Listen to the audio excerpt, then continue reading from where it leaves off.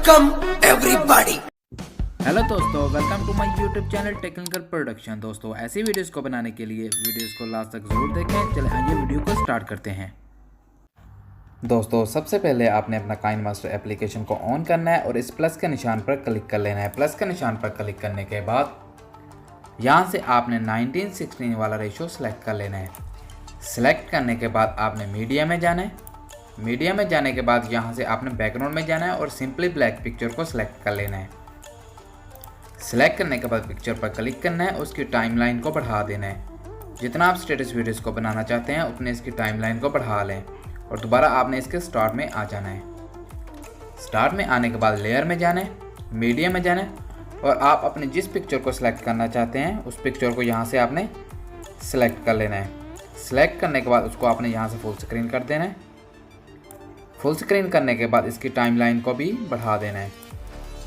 Timeline को बढ़ाने के बाद दोबारा आपने इसके स्टार्ट में आ जाना है। स्टार्ट में आने के बाद लेयर में जाना है, मीडिया में जाना है और यहाँ से आपने अपनी ग्रीन स्क्रीन टेम्पलेट वीडियो को सिलेक्ट कर लेना है, जिसका लिंक आपको डिस्क्रिप्शन में मिल जाएगा। सिलेक्ट करने के बाद सीजर के साथ वाले ऑप्शन पर आपने क्लिक कर लेना है और यहाँ से इसको फुल स्क्रीन कर देना है।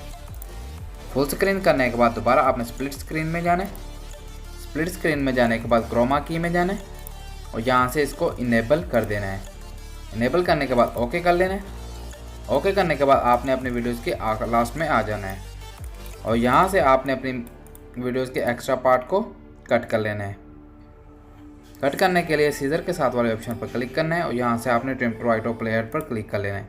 तो इस तरह से आपने अपनी वीडियोस के एक्स्ट्रा पार्ट को कट कर देना है। कट करने के बाद आपकी वीडियो कुछ इस तरह से बन जाएगी।